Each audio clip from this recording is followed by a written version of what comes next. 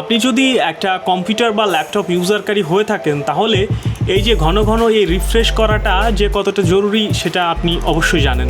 কারণ ঘন ঘন এই রিফ্রেশমেন্টের মধ্য দিয়ে যদি কাজ করেন তাহলে আপনার যে কম্পিউটার বা ল্যাপটপের যে ওয়ার্কিং সিস্টেম রয়েছে এর যে প্রসেসিং সেটা কিন্তু অনেক ক্লিন আর স্মুথ থাকে, মানে শক্তিশালী অবস্থায় থাকে। আপনি যদি বছরে একবার এরকম রিফ্রেশের টিপাটিপি না করেন তাহলে কিন্তু এর যে ওয়ার্কিং প্রসেস মানে স্লো হয়ে যায়, সহজ বাংলা কথায় স্লো ভাব হয়ে যায়। হ্যাঁ, তো এই স্লো ভাব শুধু যে রিফ্রেশ করলে কম্পিউটার একেবারে ঘোড়ার মতো দৌড়বে এরকম না।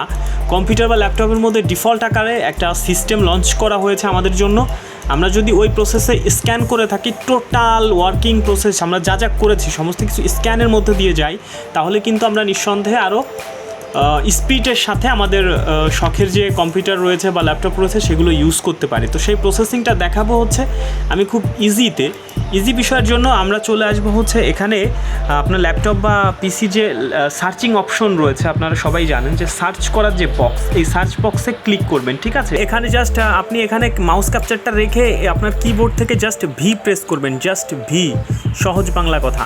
জাস্ট ভি প্রেস করার সাথে সাথে এখানে দেখবেন যে এখানে লেখা রয়েছে virus and trusted protection.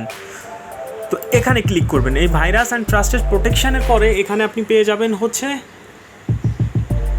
Quick scan. এই কুইক স্ক্যানে ক্লিক করে দেবেন।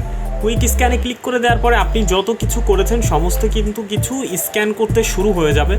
যদি আপনার ল্যাপটপ বা পিসিতে এই মুহূর্তে কোনো ভাইরাস বা কোনো প্রবলেম এসে থাকে তাহলে এই ডান কর্নারে যে মেসেজিং বক্স দেখতে পাচ্ছেন, এই মেসেজিং বক্সে একটা নোটিফিকেশান চলে আসবে যে আপনি ব্যবস্থা গ্রহণ করুন, আপনার কম্পিউটার বা ল্যাপটপে এই মুহূর্তে একটা ভাইরাস অবস্থান করছে যেটা আপনার জন্য ক্ষতিকর। এই টাইপের একটা কিন্তু নোটিফিকেশান এখানে অলরেডি চলে আসবে। আদারওয়াইজ যদি এরকম কোনো নোটিফিকেশান না থাকে তাহলে কিন্তু এটা স্ক্যান হয়ে ক্লিন হয়ে যাবে। ঠিক আছে, মাস্টারজি ইউটিউব চ্যানেলের সঙ্গে থাকার জন্য থ্যাংক ইউ সো মাচ।